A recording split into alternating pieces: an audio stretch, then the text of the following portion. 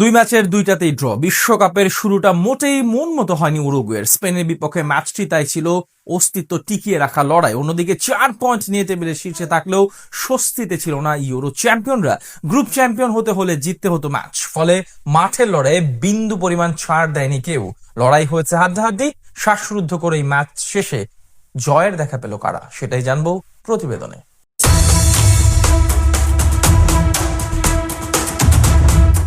বাঁচা মরার ম্যাচে উরুগুয়ের সামনে ছিল না কোনো বিকল্প, কিন্তু সাবেক বিশ্ব চ্যাম্পিয়নরা নিজেদের ভাগ্য বদলাতে পারেনি। ম্যাচে খুব বেশি ঝলক না দেখাতে পারলেও কাজের কাজ করে ফেলল স্পেন। অ্যালেক্স বায়নার একমাত্র গোলে উরুগুয়েকে 1-0 ব্যবধানে হারিয়ে গ্রুপ চ্যাম্পিয়ন হয়ে নকআউট স্টেজে স্পেন।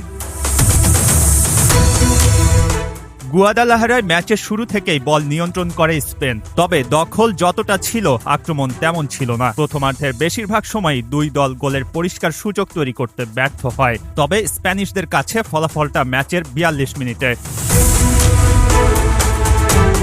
ডান প্রান্ত থেকে মার্কোস ইয়োরেন্তের বাড়ানো বল পেয়ে শট নেন অ্যালেক্স বায়না। অভিজ্ঞ উরুগুয়ে গোলকিপার ফার্নান্দো মুসলেরা বল আটকানোর চেষ্টা করলেন, কিন্তু তা হাত ফসকে বেরিয়ে গেলে বিশ্বকাপে 24 বছর বয়সী বায়না পেয়ে যান নিজের প্রথম গোল।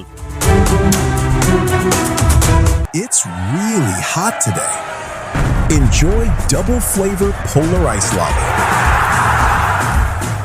Polar, মন ভালো থাক। গোল হজমের ধাক্কা কাটিয়ে ওঠার আগেই আরও বিপদে পড়ে উরুগুয়ে। হাঁটুতে চোট পেয়ে মাঠ ছাড়েন গুরুত্বপূর্ণ মিডফিল্ডার মানুয়েল উগার্তে।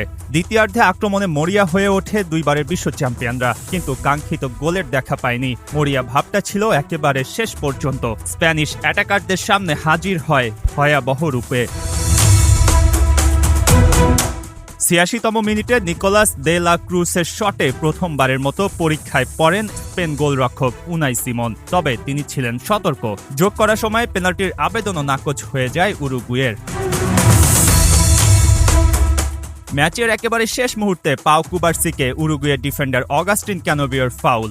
ওই ফাউলে সরাসরি রেড কার্ড দেখতে হয়। ক্ষোভে মাঠ ছাড়েন ক্যানোবিও। 10 জনের দল হয়েই ম্যাচ শেষ করে উরুগুয়ে, আর ফেরা হলো না, নিশ্চিত হয়ে যায় বিদায়। 3 ম্যাচে 2 ড্র আর 1 হারে মাত্র 2 পয়েন্ট ঝুলিতে।